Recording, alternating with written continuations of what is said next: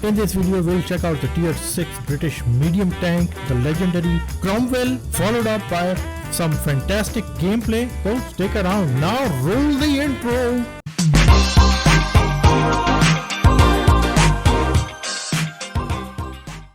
Well, howdy my noble friends, SirKakababu is back with World of Tanks, and today I've got a fantastic game in the tier 6 British medium tank. This is the first time I have gotten this vehicle and I am loving it. I mean, I used to think what is all the fuss about, but this tank is fast, it is nimble, it has a fantastic rate of fire with some gun depression. It does not have any armor to speak of, so do not you dare rely upon it. It is whatever thing fires at it, it is going to go through it, maybe bounce a couple of rounds from the mantlet, but that would be due to pure luck, not anything trapped to the front of the turret. So do not rely upon your armor. This thing is fast. This is how I've equipped my vehicle. The main thing which lets it down on the ridge line or when making snapshots is the lack of accuracy, and one really misses the vertical stabilizers on it. So if you're on city maps where the view range is not required, then you should drop the coated optics and equip it with improved rotation mechanism, because that is going to help out with the bloom. I don't have the field mods yet, I just deleted it as you can see now, so field modification have to be researched. On my second build I am definitely going to experiment with improved rotation.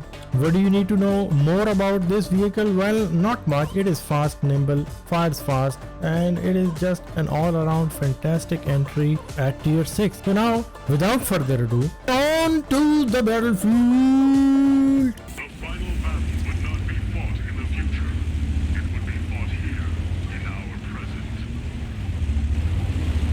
So here we find ourselves on the Halouf map. I am platooned up with UpToNoGood, and being the maestro of tech tree vehicles, he is of course not playing the tech tree regular Cromwell. He is playing in the Cromwell V because reasons. Anyways, we find ourselves on a tier 7 matchup. We are mid tier, and right off the bat, as self-respecting medium vehicles, we are moving against this pocket, if you guys see on the minimap, so that we can, well, this one, but I found the AMD, I fire and it stopped, and it is just going to waste our time. Moreover, this vehicle, which is really hard to pronounce, DSPZINZ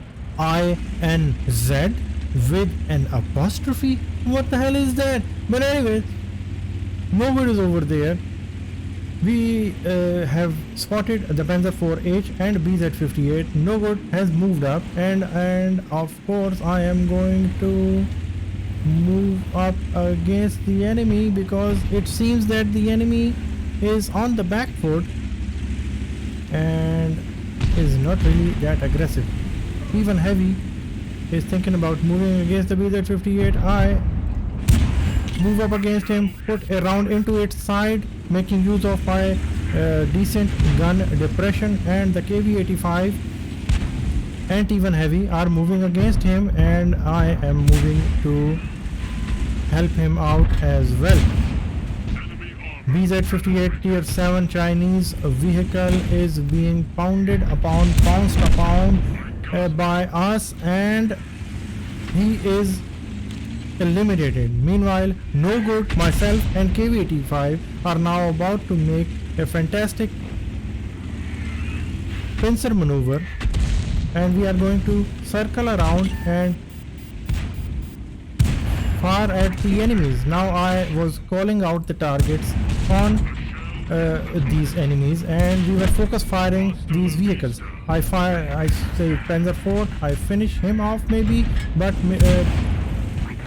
NoGood finished him off, and in quick succession, making full use of the rate of fire of Cromwell's and our other team. We surrounded them and quickly finished them off in short order. I fire, and SU-100 M1 finished off the VK-3001H. The action is so much fast that I am struggling to keep up with my commentary as well. E25, I call out to No Good that he is running over there, and we stop to spot him. Maybe that was just wishful thinking, so we just, instead of wasting our time on him, we just move against the enemies which is present on their base area. I am trying to fire at the Panther M10, and there, ladies and gentlemen, you can see if you fire on the move or when it is fully not aimed, then you would struggle to hit those targets. Now since I'm aimed, I fire, I set the Panther M10 on fire. I was trying to track him, but I failed to track him. Meanwhile, he continued to fire on the SU-100M1. SU-100M1, by the way, was the MVP. He did a lot of damage, made full advantage and use of his armor, and took the fight to them. It was just a fantastic round, which was quick, it was brutal, it was sweet for us at least, and we are continuing to fire at the Paulak tank, who is, I don't know where he is trying to go. We put another round, and our mate UpToNoGood finishes him off. Now we are both on 2 kills each and moving against the enemies we are. 40 TP over here. He was the top tier tank, not a very good player. UpToNoGood finishes the 40 TP, the Skoda, and I am continually firing at the 40 TP, meanwhile finishing him off, securing the 3rd kill. And you know what that means, ladies and gentlemen. Well, I wouldn't say it until we move on to the post-game stats. So let's move on to the post-game stats. Alrighty then, partners, for that quick game we got first class mastery badge and a Levislaio's medal as well. One gets it by destroying 2 enemy tank or tank destroyers in a medium tank in one battle. The enemy vehicles must be at least 1 tier higher. So I mean, we destroyed that BZ58 and the other BZ58. 1869 damage was done with 3 kills, 1077 base experience. Meanwhile, our no good platoon mate partner was on 1267 damage with 3 kills, and he was just a force to be reckoned with as well. He donated his hit points while enemies focused on him, and we were spared. Meanwhile, not to mention, the SU-100M1 driver was fantastic. He was a cool headed guy, securing the cool headed medal for bouncing a lot of rounds, so his armor was working. Did 2350 damage, and doing 2350 damage in that vehicle is no easy task because the alpha damage is not that much. So he was a force to be reckoned with. All in all, it was a fantastic game for the home team. Meanwhile, commiserations not to the enemy E25, who drowned himself shamelessly like the dog he was. So I mean, I have no sympathy for him. We fired 27, direct hits were 17.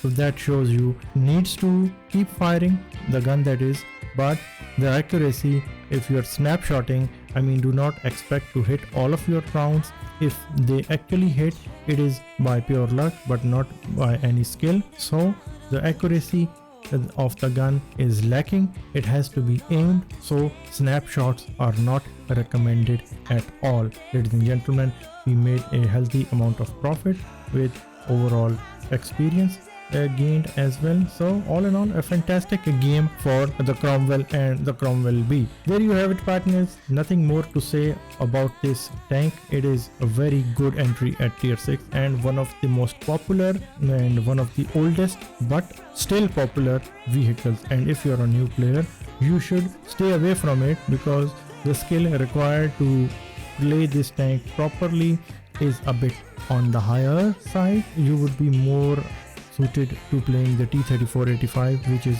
a bit friendlier but still a solid entry at tier 6. There you have it, partners. I hope you enjoyed today's video and I hope to see you guys in the next ones. So until next time, goodbye, my noble friends.